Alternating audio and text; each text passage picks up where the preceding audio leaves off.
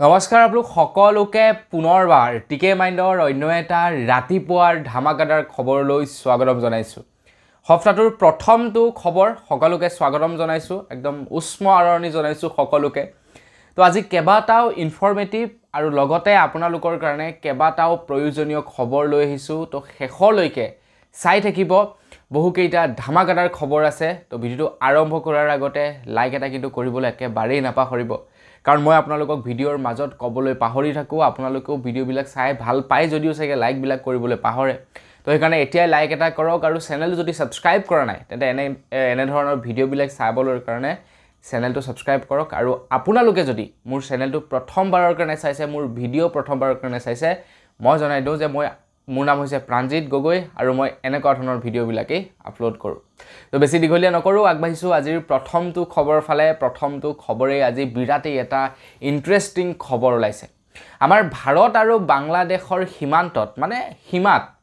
ভাৰত আৰু বাংলাদেশৰ সীমাত এইবাৰ আমাৰ ভাৰতৰ জোৱানসকলে, BSF জোৱানসকলে এনেকুৱা এটা কাম কৰিছে যিটোৰ ফলত যিবিলাক বাংলাদেশী নেকি ফেন্সিং পাৰ হৈ আহে, যিবিলাক বাংলাদেশী নেকি ফেন্সিঙৰ ওপৰেদি পাৰ হৈ আমাৰ ভাৰতত অবৈধভাৱে সোমায়, তো সেই বাংলাদেশীবিলাকৰ মাত্ৰাটো অকণমান কমি যাব। এতিয়া আমাৰ ভাৰতবৰ্ষত যিমানবিলাক নেকি বাংলাদেশী আছে, মেক্সিমাম বাংলাদেশী হয়তো চাগে সেই বাংলাদেশৰ পৰা আহি আমাৰ ভাৰতত থকা, নহয় জানো?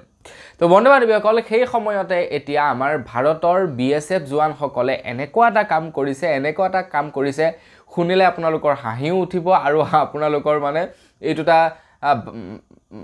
BSFৰ ফালৰ পৰা এইটোটা লোৱা ভাল পদক্ষেপ। তো BSF জোৱানসকলে এতিয়া কি কৰিছে, আমাৰ ভাৰত আৰু বাংলাদেশৰ যি সীমান্ত আছে, ভাৰত আৰু বাংলাদেশৰ সীমান্তত এতিয়া মৌমাখি পালন কৰিছে, আৰু যিবিলাক ফেন্সিং আছে তাত কি কৰিছে, মৌমাখি বাঁহবিলাক থৈ দিছে। মানে যাতে কেনেবাকৈ যদি কোনোবাই অচিনাক্ত মানুহে ফেন্সিং পাৰ হৈ আহিবলৈ চেষ্টা কৰে, ফেন্সিং কাটিয়ে হওক বা কিবাকে প্ৰকাৰে যদি আহিবলৈ চেষ্টা কৰে, সিহঁতে যাতে আহিব নোৱাৰে, মৌহে যাতে সিহঁতক আগুৰি ধৰে। মৌ আপোনাৰ সেই কামুৰিলে খুব দুখ পায় যে, বিষাই যায়, ফুলি যায়, মৌ জোল খোৱা ৰসটো সেই মৌবাহ। তো সেইবিলাক পোহপালন কৰিছে যাতে তেওঁলোকক পূৰা ফুল দি এটেক কৰে, কেনেবাকৈ আহিবলৈ লওঁতে ফুল দি যাতে এটেক কৰে। তো তাৰ কাৰণে কি কৰিছে, মৌবাহ এতিয়া স্থাপন কৰিছে। তো এটা ইমান ব্ৰিলিয়েণ্ট আইডিয়া, ভাবকচোন। তো তাত যদি তেওঁলোকে কিবা আৰু আৰক্ষী জোৱান বা BSF জোৱান তাত যদি আৰু দিবলৈ চেষ্টা কৰিলেহেঁতেন, ভাৰত চৰকাৰৰ টকা খৰচা হ'লহেঁতেন, নহয় জানো? এতিয়া এনেকুৱা এটা বুদ্ধি লগাই দিছে, চাওক, আপোনাৰ মৌ বান্ধ দি দিছে যাতে তেওঁলোকে আহিব নোৱাৰে, ভয় কৰে যাতে, নহয় জানো? আৰু মৌ বস্তুটো এনেকুৱা বস্তু, কেনেবাকৈ যদি এটাই আপোনাক কামোৰে ন, আপোনাক 10 দিনলৈ বিচনাত পেলাই থৈ দিব, ইমানেই খাটাৰনাক বিষ। তো সেই বস্তুটো কি কৰিছে, এতিয়া সীমাত দি দিছে। আৰু মই ভাবোঁ যে সেই মৌ বাঁহবিলাক গোটেই আমাৰ ভাৰতৰ চাৰিওফালে, য'ত সীমামূৰীয়া দেশবিলাক আছে, গোটেই সীমাতে দি দিব লাগে, যাতে কোনেও অবৈধভাৱে আহিবলৈ সাহস নকৰে। আগবাঢ়িছোঁ ইয়াৰ পাছৰটো খবৰ ফালে। বজাৰত বৰ্তমান সময়ত সুৰে বস্তুৰ দাম বৃদ্ধি পাইছে। শাক পাচলিৰ কথাই ক'ব নে অন্যান্য বস্তুৰ কথাই ক'ব, কোনবিধৰ কথা আপোনালোকে মুঠৰ ওপৰত ক'ব, প্ৰত্যেকবিধ বস্তুৰ দামেই সাংঘাতিক ৰকমে বৃদ্ধি পাইছে। মাংসৰ কথাটো আপোনালোকক নকওঁৱে, আৰু মই প্ৰত্যেকটো ভিডিঅ'তে আপোনালোকক মাংসৰ কথা কওঁ। ইমানেই দাম বাঢ়িছে, আমাৰ নিচিনা দুখীয়া মানুহবিলাকে মাংস খাবৰ কাৰণে এতিয়া চিন্তা কৰিব লাগে। এদিন মাংস খালে সপ্তাহটোৰ মাংস খাবৰ কাৰণে ৰখি থাকিব লাগে, ইমানেই ভয়ানকভাৱে দাম বাঢ়িছে বৰ্তমান সময়ত মাংসৰ। তো বৰ্তমান সময়ত আপোনালোকে 1 কেজি যদি খাচী ল'বলৈ যায় 800 টকা ভৰিব লাগে, 1 কেজি যদি আপোনালোকে গাহৰি ল'বলৈ যায় 500 টকা ভৰিব লাগে। তাৰ লগে লগে আপোনালোকে হাঁহৰ কথাটোনো কি ক'ব, কটা হাঁহৰ দাম 800 টকা, কটা ব্ৰইলাৰৰ দাম 300 টকা, কটা কয়লাৰৰ দাম 400 টকা। সাংঘাতিক দাম বৃদ্ধি পাইছে বৰ্তমান সময়ত। তো বন্ধু বান্ধৱীসকল, সেইবোৰ বাৰু বাদ দিলোঁ। এতিয়া অন্যান্য যিবিলাক শাক পাচলি আছে, যিবিলাক নেকি নহ'লে নচলে, এতিয়া মাছ মাংস নহ'লে বাৰু অকণমান কিবা প্ৰকাৰে চলিব পাৰি, যে ঠিক আছে মাছ মাংস নাই, আজি নিৰামিষেৰে ভাত সাজ খাওঁ। কিন্তু নিৰামিষে খাবলৈ হ'লে যিবিলাক বস্তু কিনিব লাগে, সেইবিলাকৰ অতিমাত্ৰা দাম বৃদ্ধি পাই গৈছে। তো বন্ধু বান্ধৱীসকল, খবৰ ওলোৱা অনুসৰি বৰ্তমান সময়ত আপোনালোকে চাওক, নিৰ্বাচনৰ পূৰ্বে আলুৰ প্ৰতি কেজিৰ দাম আছিলে 25 টকা, এতিয়া 35 টকা হৈছেগৈ। পিঁয়াজৰ দাম আছিলে নিৰ্বাচনৰ পূৰ্বে 25 টকা, এতিয়া 35 টকা। বেঙেনাৰ দাম আছিলে 30 টকা, এতিয়া 60 টকা। আদাৰ দাম আছিলে 200 টকা, এতিয়া 300 টকা। দাইলৰ দাম আছিলে 90 টকা, এতিয়া হৈ গ'ল 100 টকা। নহৰুৰ আপোনাৰ দাম আছিলে প্ৰায়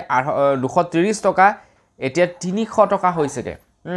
চাউলৰ দাম প্ৰত্যেক কিলো চাউলত 5 টকাকে বাঢ়িছে তো ভাবক কিমান সাংঘাতিক হাই লেভেলত দাম বৃদ্ধি পাইছে তো বস্তুৰ মানে খাটাৰনাক দাম বাঢ়িছে আৰু আপোনালোকে আগতে বোলে নহয় মাংস এদি নাখাওঁ আজি নিৰামিষে খাওঁ তো এতিয়া এনেকুৱা এটা সিচুৱেশ্যন হ'বগে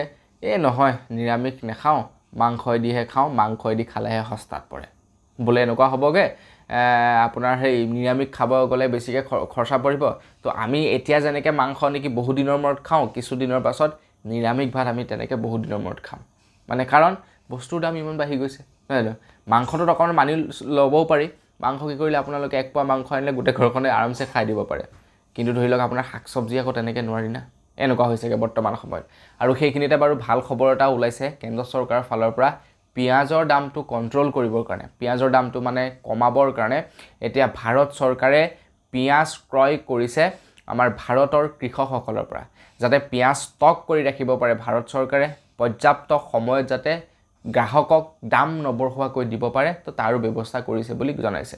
এতিয়া হোপফুলি হ'লেই হ'ল আৰু পিঁয়াজৰ দামটোতো ক'বই নালাগে বাপৰে বাপ কম দাম বাঢ়ে পিঁয়াজৰ আকাশ চুই দিয়েগে পিঁয়াজৰ দামে আগবাইছোঁ ইয়াৰ পাছৰটো খবৰ ফালে ইয়াৰ পাছৰ খবৰটো ওলাইছে হায়দৰাবাদৰ পৰা যোৱাকালি চতুৰ্থ পৰ্যায়ৰ আমাৰ ভাৰতত লোকসভা নিৰ্বাচন হয় তো চতুৰ্থ পৰ্যায়ৰ নিৰ্বাচনৰ পৰা ওলাইছে ইয়াৰ পাছৰটো খবৰ ওলাইছে হায়দৰাবাদৰ পৰা খবৰ ওলাইছে হায়দৰাবাদৰ কোনোবা এটা সমষ্টিত নিৰ্বাচনৰ মানে ভোট কেন্দ্ৰত এগৰাকী বিজেপিৰ এগৰাকী মহিলাই কি কৰিলে বুৰখা পিন্ধি অহা মহিলাসকলৰ আধাৰ কাৰ্ড চেক কৰিছে আধাৰ কাৰ্ড এই কাৰণে চেক কৰিছে যে তেওঁলোকে বুৰখা পিন্ধি আহিছে তো তেওঁলোকে হয়তো বেলেগো কোনোবা হ'ব পাৰে বেলেগৰ নামত হয়তো তেওঁলোকে ভোট দিবহি পাৰে বা ধৰি লওক আপোনাৰ সাপোজ তেওঁলোকে হয়তো একবাৰ ভোট দি যাবও পাৰে আকৌ ভোট দিবলৈ আহিব পাৰে তো এনেকুৱা ধৰণৰ মানে এটা সন্দেহজনক কথাৰ বাবে কি কৰিছে চেক কৰিলে তেওঁলোকৰ আধাৰ কাৰ্ড চেক কৰিছে এতিয়া চাওক কোনোবা এজন তাৰ কৰ্তৃপক্ষই চেক কৰিছে সেইটোত এলাউ কৰিব পাৰি সেইটোত বুজিব পাৰি যে তাৰ কৰ্তৃপক্ষসকলে চেক কৰিছে কিন্তু চেক কৰাটো হয়তো আই থিংক অধিকাৰ নাই চাগে চেক নকৰে চাগে বুৰখা উঠাই পিনি চেক চাগে নকৰে আইডি কাৰ্ডটো চেক কৰে আমাৰো আইডি কাৰ্ড চেক কৰিছে আমি ভোট দিবলৈ যাওঁতে তো সেইটোলৈকে মানিব পাৰি বা কোনোবা এজন কৰ্তৃপক্ষই যদি চেক কৰে সেইটোতো মানিব পাৰি যে হয় কৰ্তৃপক্ষজনে চেক কৰিছে কাৰণ তেখেতৰ এইটো দায়িত্ব আছে ইয়াত যাতে সুকলমে নিৰ্বাচনটো হৈ যায় এতিয়া এজন বিজেপিৰ পাৰ্টিয়ে কি কৰিছে চেক কৰিছে তেওঁলোকৰ আধাৰ কাৰ্ড চেক কৰিছে তো এইটো আকৌ কেনেকুৱা ধৰণৰ কথা নহয়নে বাৰু এতিয়া সেই মহিলাগৰাকীৰ ওপৰত FIR ৰুজু কৰা হৈছে বুলি জনাইছে গোচৰ ৰুজু কৰা হৈছে বুলি জনাইছে এনেকুৱা ধৰণৰ কাম কাজবিলাক কৰাৰ কাৰণে এতিয়া বন্ধু বান্ধৱীসকল আপোনালোকে কি ক'ব এনেকুৱা ধৰণৰ কাম কাজক আমিতো পুৰা সম্পূৰ্ণৰূপে গৰিহণা দিছোঁ সেয়া বিজেপিৰে হওক বা কংগ্ৰেছেই হওক বা AJPয়ে হওক যোনেই নহওক তেনেকুৱা ধৰণৰ কামবিলাক এটলিষ্ট কৰিব নালাগে তেওঁলোকৰ পাৱাৰটোৰ মিছ ইউজ কৰিব নালাগে বুলি মই ভাবোঁ আপুনি কিভাৱে কমেণ্ট এটা কৰি জনাব আগবাইছোঁ ইয়াৰ পাছৰটো খবৰ ফালে ইয়াৰ পাছৰ খবৰটো ওলাইছে এইবাৰ যিসকল ল'ৰা ছোৱালীয়ে মেট্ৰিক পৰীক্ষা বেয়া কৰিছিলে তেওঁলোকৰ কাৰণে এটা খুবেই ভাল খবৰ ওলাইছে আৰু ভাল খবৰ বুলি কথা নাই আৰু আপোনালোকে হয়তো নিশ্চয় জানে আমাৰ অসমত কেইবছৰমানৰে পৰা এটা বিশেষ নিয়ম চলিছে যদি কোনোবা ল'ৰা ছোৱালীয়ে মেট্ৰিক পৰীক্ষাত ফেইল কৰে কোনোবা দুই এটা বিষয়ত যদি তেখেতলোকে ফেইল কৰে তো সেই বিষয়টোত তেওঁলোকে আকৌ ৰি-এক্সাম দিব পাৰে গোটেই মানে সাবজেক্ট কেইটা দিব নালাগে কেৱল সেইকেইটা বিষয়ত দিব পাৰে যিকেইটা বিষয়ত তেওঁলোকৰ বেয়া হোৱাৰ কাৰণে তেওঁলোকে ফেইল কৰিছিল যাতে তেওঁলোকে আকৌ এবাৰ পৰীক্ষা দি মেট্ৰিকত উত্তীৰ্ণ হ'ব পাৰে তো তাৰ কাৰণে এটা নতুনকৈ নিয়ম বান্ধি দিছিলে যাতে ল'ৰা ছোৱালীবিলাকৰ মনত এটা হোপ থাকে যে আমি আকৌ এবাৰ দি মেট্ৰিকটো পাছ কৰিব পাৰিম আৰু বহু ল'ৰা ছোৱালী তেনেকৈ পাছ হৈ গুচিও যায় তেওঁলোকৰ প্ৰথমটো এক্সামত তেওঁলোকৰ বেয়া হয় দ্বিতীয়টো এক্সামত তেওঁলোকৰ ৰিজাল্ট খুব সুন্দৰ হয় তেওঁলোকৰ ভাল হৈ যায় বহু ল'ৰা ছোৱালীও এনেকুৱা আছে এটা কথাটো হৈ গ'ল যে কেতিয়াৰ পৰা সেই এক্সামটো হ'ব খবৰ ওলাইছে যে মেট্ৰিকৰ যিসকল ল'ৰা ছোৱালীয়ে বেয়া কৰিছিলে তো তেওঁলোকৰ পৰীক্ষা এই মাহৰ 28 তাৰিখৰ পৰা 3 জুনলৈ অনুষ্ঠিত কৰা হ'ব বুলি জনাইছে তো ইতিমধ্যে তেওঁলোকৰ কাৰণে সময়সূচী বা ৰুটিন ইতিমধ্যে জাৰি কৰি দিছে আপোনালোকে যদি ৰুটিনখন এতিয়ালৈকে পোৱা নাই আপোনালোকৰ ঘৰৰ কোনোবাই যদি তেনেকুৱা পৰীক্ষা দিব লগা আছে তো তেওঁলোকে সেবাৰ অফিচিয়েল ৱেবছাইটৰ পৰা গৈ ৰুটিনখন লৈ ল'ব কেতিয়াৰ পৰা এক্সাম হ'ব কি হ'ব সকলোবিলাক চাব পাৰিব আৰু পৰীক্ষাত ফেইল হ'ল বুলিয়ে আৰু আপোনালোকে গালি গালাজ নিদিব ঘৰৰ ল'ৰা ছোৱালীক নহয় জানো তো তেওঁলোকৰ এইটো মাত্ৰ এটা পৰীক্ষাহে পৰীক্ষাই মানুহৰ জীৱনৰ যি নেকি উন্নতিৰ মাপকাঠি বা ধৰি লওক কোনোবা এজন ল'ৰা কিমান বুদ্ধি হওক সেইটো পৰীক্ষাই মোৰ মতে বিচাৰ নকৰে এনেকুৱা কিছুমান বৰ্তমান সময়ত ল'ৰা ছোৱালী দেখিছোঁ যিবিলাক আমি পঢ়ি থকাৰ অৱস্থাত একদম মানে টপ আছিলে হা বিৰাট টপ মানে তেওঁলোক বিৰাট চোকা কিন্তু বৰ্তমান সময়ত তেওঁলোকক দেখিছোঁ মানে কাম বন নাই নে একো নাই ঘৰতে বেকাৰ হৈ বহি আছে এনেকুৱা ধৰণৰ কথা আমিতো এটলিষ্ট কিবা এটা নহয় কিবা এটা কৰি আছোঁ আমিতো সেই টপ পৰ্যায়ৰ নাছিলোঁ এটা ভাল এভাৰেজ ষ্টুডেণ্ট আছিলোঁ তো তেনেকুৱা কথা তো মানে পঢ়া শুনাই মানুহৰ জীৱনটো বা ফিউচাৰটো নিৰ্ধাৰণ নকৰে গতিকে এবাৰ বেয়া হৈছে নেক্সট বাৰ দিব বছ ভালকৈ চিম্পুলভাৱে মোৰ মতে ল'লেই হ'ল আগবাইছোঁ ইয়াৰ পাছৰটো খবৰ ফালে ইয়াৰ পাছৰ খবৰটো ওলাইছে দিল্লীৰ মুখ্যমন্ত্ৰী অৰবিন্দ কেজৰিৱালৰ ওপৰত দিল্লীৰ মুখ্যমন্ত্ৰী অৰবিন্দ কেজৰিৱাল বৰ্তমান মুকলি আকাশৰ তললৈ আহিছে তেখেতক বৰ্তমান সময়ত জামিন প্ৰদান কৰিছে 1 জুন পৰ্যন্ত তেখেতক 2 তাৰিখে আকৌ তেখেতে গৈ নিজেই জেলত হাজিৰ হ'ব লাগিব তো এইটো কথা হয়তো আপোনালোকে জানে ময়ো আপোনালোকক কেইবাটাও খবৰত জনাইছোঁ এটা কথা হৈ গ'ল যে অৰবিন্দ কেজৰিৱালৰ ওপৰতে ওলাইছে ইয়াৰ পাছৰটো খবৰ অৰবিন্দ কেজৰিৱালে কিন্তু জেললৈ যোৱাৰ পাছতো তেখেতে মুখ্যমন্ত্ৰীৰ পদৰ পৰা পদত্যাগ নকৰিলে মই আপোনালোকক ইয়াৰ আগৰ খবৰটো জনাইছিলোঁ যে অৰবিন্দ কেজৰিৱালে কিয় মুখ্যমন্ত্ৰীৰ পদতেই থাকিলে তেখেতে কিয় পদত্যাগ নকৰিলে জেল যোৱাৰ পাছতো আৰু তেখেতে বৰ্তমান কিমান দিনলৈকে জেলত থাকে তাৰ কোনো ঠিক নাই কিন্তু তেখেতে কোৱা অনুসৰি তেখেতে জেলৰ পৰাই ৰাজ্য চলাব বুলি জনাইছে এটা কথাটো হৈ গ'ল যে অৰবিন্দ কেজৰিৱালক মুখ্যমন্ত্ৰী পদৰ পৰা অতৰাবৰ কাৰণে বহু লোকে আবেদন কৰিছে যে তেখেতক মুখ্যমন্ত্ৰী পদৰ পৰা অতৰাই দিব লাগে আনকি তেখেতৰ পূৰ্বৰ কিছুমান বন্ধু মানে একে আম আদমি পাৰ্টিত কাম কৰা পূৰ্বৰ কিছুমান বন্ধুৱে আবেদন কৰিছে যে তেখেতক মুখ্যমন্ত্ৰী পদৰ পৰা অতৰাই দিব লাগে তেখেতক মুখ্যমন্ত্ৰী পদৰ পৰা যদি অতৰাই দিয়ে মানে আম আদমি পাৰ্টি সেটআপ আৰু আম আদমি পাৰ্টি সেটআপ মানে গোটেই দিল্লীত বেলেগৰ কব্জা এটাবিলাক মানে ৰাজনৈতিক চক্ৰান্ত তো এইবিলাকৰ বিষয়ে আমি ক'বলৈ নাযাওঁ তো বন্ধু বান্ধৱীসকল এতিয়া উচ্চতম ন্যায়ালয়ে কি কৰিছে যিসকলে নেকি আবেদন কৰিছিলে তেখেতক মুখ্যমন্ত্ৰী পদৰ পৰা অতৰাব লাগে বুলি তেখেতলোকৰ আবেদন খাৰিজ কৰিছে উচ্চতম ন্যায়ালয়ে তেওঁলোকৰ যি নেকি আবেদন মুখ্যমন্ত্ৰী পদৰ পৰা অতৰাব লাগে বুলি পদত্যাগ কৰিব লাগে বুলি তো সেই আবেদনত সমৰ্থন দিয়া নাই উচ্চতম ন্যায়ালয়ে তো উচ্চতম ন্যায়ালয়ে এইটো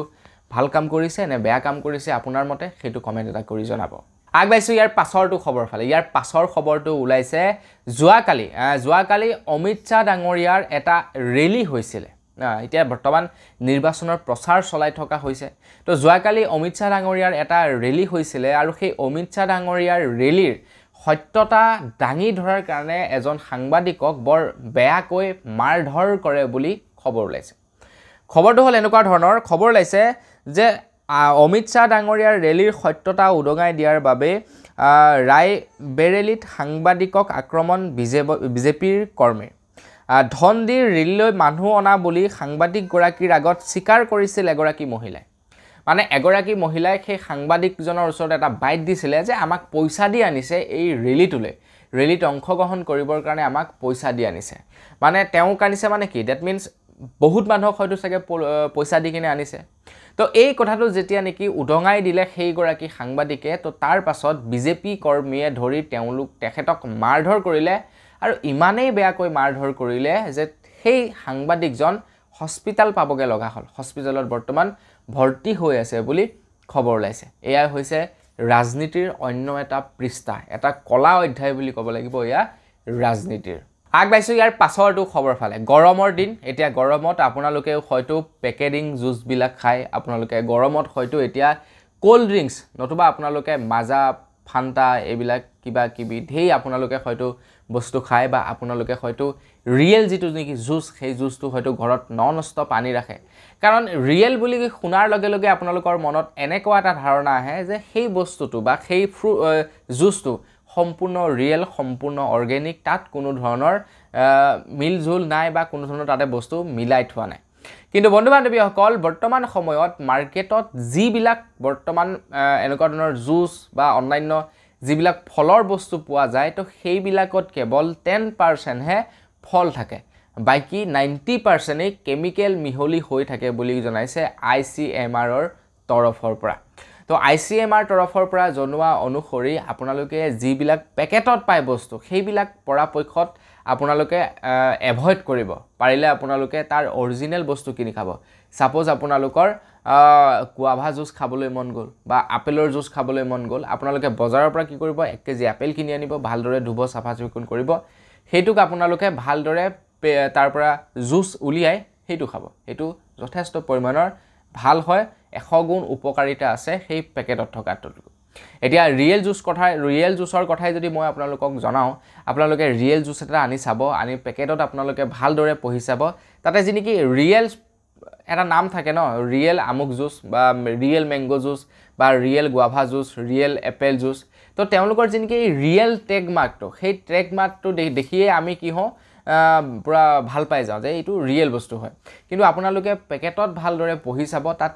স্পষ্টকৈ লিখা থাকে যে এই বস্তুটো বা এই যি নেকি জুচটো এইটো সম্পূৰ্ণ ৰিয়েল নহয় ইয়াৰ কেৱল নামটোহে ৰিয়েল মানে জুচটোৰ নামটোহে ৰিয়েল ইয়াত থকা বস্তুখিনি কিন্তু ৰিয়েল নহয় হেতু আপোনালোকে এবাৰ ভালকৈ পঢ়ি চাব গতিকে এনেকুৱা ধৰণৰ বস্তুবিলাক আপোনালোকে পৰাপক্ষত এভয়েড কৰিব ডাঙৰ মানুহে খাইছে অকণমান বুজিব পাৰি সৰু ল'ৰা ছোৱালীক এইবিলাকৰ পৰা পুৰা টোটেলি অতৰাই ৰাখিব আগবাইছো ইয়াৰ পাছৰটো খবৰ ফালে ইয়াৰ পাছৰ খবৰটো ওলাইছে হোৱাটছআপৰ ওপৰত এতিয়াৰে পৰা হোৱাটছআপৰ প্ৰফাইল ফটোৰ আপোনালোকে স্ক্ৰীনশ্বট ল'ব নোৱাৰিব বুলি জনাইছে হোৱাটছআপৰ তৰফৰ পৰা হোৱাটছআপ আমাৰ ভাৰতত থাকে নে নাথাকে তাৰ কোনো সিদ্ধান্ত নাই তো হোৱাটছআপে নতুন কিছুমান নিয়ম বনাই আছে হোৱাটছআপে জনাইছে যে কিছুদিনৰ পৰা পাছৰ পৰা আপোনালোকে যিকোনো ব্যক্তিৰ হোৱাটছআপৰ প্ৰফাইল ফটোৰ আপোনালোকে স্ক্ৰীনশ্বট ল'ব নোৱাৰিব বুলি জনাইছে আমাৰ ভাৰতত কিন্তু হোৱাটছআপ থাকে নে নাথাকে তাৰ কোনো সিদ্ধান্ত নাই হোৱাটছআপ হয়তো আমাৰ ভাৰতৰ পৰা টোটেলি বেন হ'ব পাৰে কিয় বাৰু জানেনে হোৱাটছআপৰ এটা ফেচিলিটি আছে এণ্ড টু এণ্ড এনক্ৰিপশ্যন মানে আপোনালৈ মই যিটো মেছেজ পঠাম সেই মেছেজটো কেৱল আপুনিহে দেখা পাব তাৰ বাহিৰে হোৱাটছআপৰ CEO দৰকাৰ হ'লে হোৱাটছআপৰ যিজনে নেকি গোটেই বস্তুবিলাক বনাইছে তেখেতেও সেই মেছেজটো পঢ়িব নোৱাৰে এনেকুৱা এটা তেওঁলোকৰ এডভান্স টেকনলজি আছে যিটো কোৱা হয় এণ্ড টু এণ্ড এনক্ৰিপশ্যন আৰু সেই এণ্ড টু এণ্ড এনক্ৰিপশ্যনৰ কাৰণে হোৱাটছআপৰ মেছেজবিলাক আন কোনোৱে পঢ়িব নোৱাৰে এতিয়া আমাৰ ভাৰত চৰকাৰে কৈছে যে আমাৰ ভাৰতত যদি তোমালোকে থাকিব বিচাৰা তেন্তে এই এণ্ড টু এণ্ড এনক্ৰিপশ্যনটো অতৰাই দিয়া প্ৰয়োজন সাপেক্ষে আমাক কাৰোবাৰ ডাটা প্ৰয়োজন হ'ব পাৰে কাৰোবাৰ মেছেজ দৰকাৰ হ'ব পাৰে গতিকে হোৱাটছআপে কৈছে যে আমি ইমান ডাটা আমাৰ ইয়াতে ষ্ট'ৰ কৰি ৰাখিব নোৱাৰোঁ ইমান ডাটা আমি ষ্ট'ৰ কৰি ৰাখিবলৈ হ'লে আমাক এটা ধৰি লওক হেভি বাজেটৰ প্ৰয়োজন হ'ব আমাৰ টকা পইচাৰ প্ৰয়োজন হ'ব তো এতিয়া ভাৰত চৰকাৰে এই কাৰণে এণ্ড টু এণ্ড এনক্ৰিপশ্যনটো অতৰাব বিচাৰিছে সাপোজ ধৰি লওক কেতিয়াবা কিবা কাৰণত কোনোবাই যেনিবা হোৱাটছআপৰ মাধ্যমেৰে কিবা কথা বতৰা পাতি যেনিবা কৰবাত কিবা এটা ডাঙৰ প্লেনিং কৰিছে তো আমাৰ ভাৰত চৰকাৰে যেনিবা গম পাই গ'ল এতিয়া কি হয় এই এণ্ড টু এণ্ড এনক্ৰিপশ্যন থকাৰ কাৰণে কি হয় ভাৰত চৰকাৰে এই দুজন ব্যক্তিৰ মাজত হৈ থকা কথা বতৰাবিলাক পঢ়িব নোৱাৰে যদি এণ্ড টু এণ্ড এনক্ৰিপশ্যনটো অতৰাই দিয়ে তেতিয়া ইচ্ছা কৰিলে ভাৰত চৰকাৰে তেওঁলোকৰ মেছেজবিলাক হোৱাটছআপৰ ছাৰ্ভাৰৰ পৰা উলিয়াই আনিব পাৰিব এতিয়া হোৱাটছআপে কৈছে যে নহয় এইটো আমাৰ পলিচিৰ খিলাফত হয় আমাৰ এইটো এটা উচুল আছে যে আমি এণ্ড টু এণ্ড এনক্ৰিপশ্যন ৰাখিমেই যদি ভাৰত চৰকাৰে বিচাৰে যে ইয়াৰ পৰা এণ্ড টু এণ্ড এনক্ৰিপশ্যন অতৰাই দিব লাগে তেন্তে আমি নিসংকোচে আমাৰ ভাৰতৰ পৰা হোৱাটছআপ বন্ধ কৰি দিম বুলি কৈছে মানে হোৱাটছআপ ভাৰতত টোটেলি বন্ধ কৰি দিব বুলি কৈছে এটা দেখা যাওক কি কৰে ভাৰত চৰকাৰে আগবাইছো ইয়াৰ পাছৰটো খবৰ ফালে ইয়াৰ পাছৰ খবৰটো ওলাইছে দিল্লীৰ পৰা খবৰ ওলাইছে যে 11 মে তাৰিখৰ পৰা 30 জুন পৰ্যন্ত দিল্লীত গৰম বন্ধৰ ঘোষণা কৰিছে বুলি জনাইছে দিল্লীত বৰ্তমান অতিমাত্ৰা গৰম হৈছে যাৰ কাৰণে নেকি গৰম বন্ধৰ ঘোষণা কৰি দিছে আমাৰ অসমতো কিন্তু গৰম কম নহয় আকৌ আমাৰ লখিমপুৰ ডিষ্ট্ৰিক্টত যোৱা কালিৰে পৰা তামাম গৰম দিছে তো আমাৰ ইয়াতে ইমান গৰম গতিকে ভাবক দিল্লীত কিমান গৰম হ'ব দিল্লীত ইমান মানে হাইটেক সিটি এখন তাতে ইমান পলিউশ্যন তাত নন ষ্টপ গাড়ী চলি থাকে তো তাত কিমান গৰম হ'ব পাৰে গতিকে গৰম বন্ধৰ ঘোষণা কৰি দিছে যিমানখিনি চৰকাৰী বিদ্যালয় আছে সব 11 তাৰিখৰ পৰা 30 তাৰিখলৈ বন্ধ থাকিব বাকি প্ৰাইভেট বিদ্যালয়বিলাকো খুব সোনকালে বন্ধ দিব বুলি জনাইছে এতিয়া আমাৰ অসমতো খুব সোনকালে হয়তো গৰম বন্ধৰ ঘোষণা কৰিব আগবাইছো ইয়াৰ পাছৰটো খবৰ ফালে ইয়াৰ পাছৰ খবৰটো বিৰাটেই এটা সাংঘাতিক খবৰ ওলাইছে আপোনালোকক অৱশ্যে এই খবৰটো মই ইয়াৰ আগৰ ভিডিঅ'টোতে জনাব লাগিছিলে কিন্তু মই খবৰটো মাৰ্ক কৰিছিলোঁ জনাম বুলি কিন্তু কেনেকৈ জানো থাকি গ'ল নাজানো তাৰ পাছত খবৰটো ভাবিলোঁ আপোনালোকক জনাই থৈ যাওঁ খবৰটো হৈছে এনেকুৱা ধৰণৰ আমাৰ অসম চৰকাৰে এতিয়া ৰাজহ বৃদ্ধি কৰিবৰ কাৰণে মানে কৰ বৃদ্ধি কৰিবৰ কাৰণে চৰকাৰে অধিক টেক্স সংগ্ৰহ কৰিবৰ কাৰণে আমাৰ অসমৰ যিমানবিলাক নেকি সুৰাৰ বিপণী আছে মানে ওয়াইন শ্বপ আছে ওয়াইন শ্বপসমূহক এটা টাৰ্গেট বান্ধি দিছে যে প্ৰতি মাহে এতিয়াৰে পৰা সুৰাৰ বিপণীসমূহে এতিয়াৰে পৰা বিক্ৰী কৰিব লাগিব 4500 লিটাৰ সুৰা প্ৰত্যেক মাহে 4500 লিটাৰ সুৰা বিক্ৰী কৰিব লাগিব বুলি জনাইছে এটা টাৰ্গেট বান্ধি দিছে যিমানবিলাক সুৰাৰ বিপণী আছে প্ৰত্যেকখন সুৰাৰ বিপণীকে এতিয়া সেই টাৰ্গেট দিয়াৰ পাছতেই যোৱাকালি এটা ভিডিঅ' কলো ভাইৰেল হৈছে গুৱাহাটী মহানগৰীৰ এজন ওয়াইন শ্বপ আৰু এজন গ্ৰাহকৰ মাজত কাহিনীটো হৈ গ'ল এনেকুৱা ধৰণৰ গ্ৰাহকজনে আগতে কি কৰে প্ৰত্যেক দিনেই আধা বটলকৈ মদ লৈ যায় সেইখন সুৰাৰ বিপণীৰ পৰা মানে ওয়াইন শ্বপখনৰ পৰা প্ৰত্যেক দিনেই আধা বটলকৈ মদ নিয়ে মানে হাফ এটা লৈ গুচি যায় তাৰ পৰা যেতিয়া নেকি চৰকাৰে মদৰ দামটো বৃদ্ধি কৰি দিলে তেতিয়াৰ পৰা সেই ব্যক্তিজনে কি কৰিলে মদ খোৱা বাদ দি দিলে মদ নাখায় মদ নিবলৈ অহা নাই প্ৰায় 2-3 মাহ হৈ গ'ল এটা চৰকাৰে যেহেতু টাৰ্গেট বান্ধি দিলে এইটো জমনিয়ে কৰিছে নে ৰিয়েল হয় নাজানো বাৰু কিন্তু ষ্টৰিটো আপোনালোকক জনাইছো যেহেতু ওলাইছে এটা সেই খুৰাৰ বিপণীৰ যিগৰাকী মালিক আছিল তেখেতে কি কৰিছে সেই গ্ৰাহকজনলৈ কল কৰিছে কল কৰি কৈছে যে দাদা আপুনি মদ কিনিবলৈ কিয় অহা নাই তেখেতে কৈছে যে চৰকাৰে দাম বঢ়াইছে মই সেই কাৰণে মদ খোৱাটো বাদ দিছো তো মালিকজনে কৈছে নহয় আপুনি মদ বাদ দিলে নহব নহয় আপোনালোকে যদি মদ বাদ দিয়ে তেন্তে আমি চলিম কৰ পৰা আমি মদ বিক্ৰীম কৰ পৰা আমি টাৰ্গেট ফ্লাপ কৰিম কৰ পৰা আপোনালোকে মদ কিনি খাবই লাগিব আপুনি এতিয়া আহক আজি ফুল এটা কিনি লৈ যাওক মানে একদম পুৰা জোৰ জবৰদস্তি কৰিছে তেখেতে কৈছে মই মদ খোৱা বাদ দিলো মই মদ নেখাও চৰকাৰে দাম বঢ়াইছে মই খাও নেখাও এটো মোৰ কথা আপুনি জোৰ জবৰদস্তি কৰিবলৈ কোন মালিকজনে কয় আপুনি এনেকৈ ক'লে নহব নহয় আপুনি মদ কিনিবই লাগিব আজি আহক ফুল এটা লৈ যাওক আৰু আপুনি আজিৰে পৰা কন্টিনিউ খাব লাগিব তো তেখেতে কি কৰিছে মানে নম্বৰবিলাক উলিয়াই লৈছে যিসকল নেকি অহা নাই কিছুদিন ধৰি তেওঁলোকলৈ কল কৰিছে তো এই পৰ্যায়ত পাইছে গৈ চাওকচোন বাৰু না মানে মদত কি হয় আপোনাৰ যথেষ্ট পৰিমাণৰ টেক্স পায় চৰকাৰে অসম চৰকাৰে যথেষ্ট পৰিমাণৰ টেক্স পায় আৰু অসম চৰকাৰক এতিয়া টকাৰ প্ৰয়োজন হৈছে তো সেই কাৰণে হয়তো এনেকুৱা ধৰণৰ ৰুল ৰেগুলেশন বিলাক বান্ধি দিছে আগবাইছো ইয়াৰ পাছৰটো খবৰ ফালে ইয়াৰ পাছৰ খবৰটো ওলাইছে নলবাৰীৰ পৰা মই আপোনালোকক আজিৰ পৰা 2 দিন মান আগত এটা খবৰত জনাইছিলো যে আমাৰ অসমত এটা কুলা জাতীয় পোক নতুনকৈ আহিছে আৰু সেই কুলা জাতীয় পোকটোৱে গোটেই সন্ত্ৰাসৰ সৃষ্টি কৰি দিছে আমাৰ অসমত মানে কি নাহে যোৱা বছৰ নে তাক বছৰ তামুলী ফৰিং আহিছিল তামুলী ফৰিঙে গোটেই খেতিবাতি নষ্ট কৰি দিছিল এতিয়া আকৌ খবৰ ওলাইছে এটা কুলা জাতীয় সৰু সৰু পোক আহিছে যিটো পোকে মানুহৰ মানে ঘৰত থকাটো অশান্তি কৰি পেলাইছে মানুহ কিছু পৰিয়ালটো ঘৰ এৰি গুচি গৈছে বেলেগলৈ এনেকুৱা হৈছে সেই কুলা পৰুৱাৰ সন্ত্ৰাস এটা কোৰ পৰা আহিছে কি পৰুৱা এইবিলাক এতিয়ালৈকে কিন্তু ধৰা পেলাব পৰা নাই কিন্তু কৃষি বিভাগে এই কুলা পোকৰ স্যাম্পল গ্ৰহণ কৰিছে ই কোৰ পৰা আহিছে কেনেকৈ হবলৈ পালে কি প্ৰজাতিৰ এইবিলাক বস্তু তো ইয়াৰ ওপৰত ৰিচাৰ্চ চলাই আছে তো চাওকচোন বাৰু কি বস্তু নাহে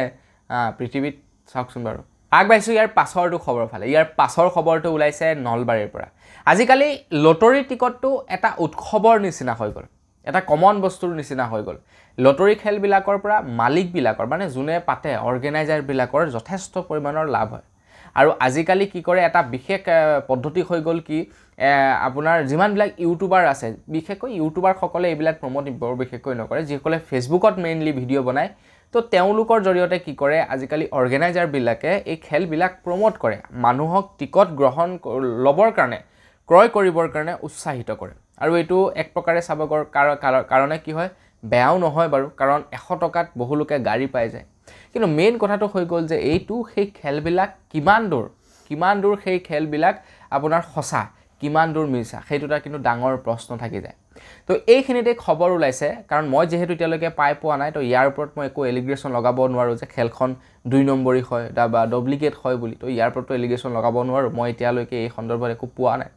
কিন্তু বন্ধু বান্ধৱীসকল যোৱাকালি এজন নলবাৰীৰ যুৱকে এনেকুৱা ধৰণৰ খেলবিলাকৰ ওপৰত এটা প্ৰতিবাদ লগাইছে একচুয়ালি ঘটনাটো হ'ল এনেকুৱা ধৰণৰ নলবাৰীত এখন খেল হৈ গৈছে ৰিসেন্টলি লটাৰী খেল যিখন লটাৰী খেলত তেখেতে এখন স্কৰপিঅ'ৰ লাভ কৰিছিল আজিকালি খেলবিলাকত কি হয় এনেকৈ চকৰি ঘূৰি থাকে তো সেই চকৰি ঘূৰি থাকোতে যি নেকি নাম্বাৰ ওলাইছিলে তো তেখেতৰ নাম্বাৰটি ওলাইছিলে ঘোষণাও কৰিলে যে তেখেতৰ নাম্বাৰটি ওলাইছে তেখেতে এখন স্কৰপিঅ'ৰ লাভ কৰিছে কিন্তু কি হৈ গ'ল অকনমান দেৰিৰ পাছতে কমিটি আকৌ কৈ দিলে যে এইটো এটা যান্ত্ৰিক বিজুতি আছিল আকৌ এবাৰ খেলালে খেলোৱাৰ পাছত বেলেগ এজন লোকে সেই টিকটটোৰ কি হ'ল যেটো নেকি স্কৰপিঅ'খন আছিল বেলেগ এজনে লাভ কৰিলে এতিয়া বন্ধু বান্ধৱীসকল এইটো কিমান দূৰ আপোনাৰ মানে কিমান দূৰলৈকে সঁচা খেলাই কমিটিবিলাকে এই সন্দৰ্ভত নাজানো কিন্তু লাভ যথেষ্ট পৰিমাণৰ হয় এইটোৰ বিষয়ে জানো কমিটিবিলাকৰ কাৰণ তেওঁলোকে 1 লাখ 1.5 লাখ টিকট ছপায় এটা টিকটত যদি 100 টকাকেও হয় তেনেহ'লে 1 কোটি 1.5 কোটি টকা তেওঁলোকে ৰাজহ সংগ্ৰহ মানে পইচা পায় তো 1 কোটি 1.5 কোটিৰ পৰা তেওঁলোকৰ বেক্সিটকৈ বেছি হ'লে 50 লাখ টকাৰ খৰচা হয় মোটামুটি তেওঁলোকৰ 50 লাখ মান টকাৰ প্ৰফিট হৈ যায় তো সেই কাৰণে আজিকালি লটাৰী খেলবিলাক বেছিকৈ পাতিবলৈ লৈছে আৰু এইখিনিতে আজিৰ পৰা আৰু কিছুদিন আগত এটা কাৰ্বি আলঙত হৈ যোৱা খেলৰ বিষয়ে কৈ যাওঁ তো কাৰ্বি আলঙত এখন খেল হৈছিলে মোৰ এজন দাদাই এখন কি হ'ল স্কুটি পালে না স্কুটিখন লাভ কৰিলে লটাৰী টিকটটো দি দিলে ফেচবুকত সি লটাৰী টিকটটো মানে লিষ্টখন আৰু প্ৰাইজ লিষ্টখন দি দিলে তো সি প্ৰাইজ লিষ্টখনত চালে যে তাৰ এখন স্কুটি লাগিছে তাৰ পাছত সি সেইদিনাখনৰ পৰা কমিটিক মানে যোগাযোগ কৰিব বিচাৰি আছে নাই যোগাযোগ কৰিবই পৰা নাই তাৰ পাছত 10-15 দিন যোৱাৰ পাছত কি হ'ল যিজন লোকে নেকি টিকট দিছিলে সেই টিকট দিয়া ল'ৰাজনক মানে কেনেবাকে কি কৰিলে কন্টেক্ট কৰাৰ পাছত সেই ল'ৰাজনে যেনিবা ভাল আছিলে যিজনে টিকট বিক্ৰী কৰিছিলে সেইজন মানে এটা এজেন্সি আছিলে টিকট বিক্ৰী কৰা তো সেই এজেন্সিটোৱে কি কৰিলে কেনেবাকে নাম্বাৰ উলিয়াই দিলে কমিটিৰ পাৰ্সোনেল নাম্বাৰ তাৰ উলিয়াই দিয়াৰ পাছত ল'ৰাজনে যেতিয়া নেকি ফোন কৰিলে দাদাজনে যেতিয়া ফোন কৰিলে তো তেওঁলোকে কি কৰিলে এটা ডেডলাইন ল'লে 26 তাৰিখ এই মানে আপোনাৰ এপ্ৰিল মাহৰ কথা মই কৈ আছোঁ এপ্ৰিলৰ 26 তাৰিখৰ এটা ডেডলাইন ল'লে যে আপুনি 26 তাৰিখে আহিব তাৰ পাছত আপোনাক স্কুটিখন দি দিম তো 26 তাৰিখে দিনাখন স্কুটিখন তেওঁ ফোন কৰিলে যে মই যাব পাৰোঁ নে বোলে নাই আপুনি আহিব নালাগে আকৌ 4 দিনমান ৱেইট কৰালে তাৰ পাছত মাতিলে তাৰ পাছত গ'ল যোৱাৰ পাছত তেখেতক কি কৰিলে স্কুটিখন নিদিলে তেখেতেও কৈছে মোক স্কুটি নালাগে মোক পইচা দি দিলে হ'ব ইমান দূৰৰ পৰা আনিবৰ কাৰণে যিহেতু সুবিধা হ'ব তো স্কুটিখনৰ দাম কিমান আছিলে তো সেইটো বাদ দিওঁ আজিকালিতো 1 লাখ টকা স্কুটিখনৰ দামেই হয় কিন্তু তেখেতক মাত্ৰ 45,000 টকা দিছে মাত্ৰ 45,000 টকা সেই স্কুটিখনৰ বিনিময়ত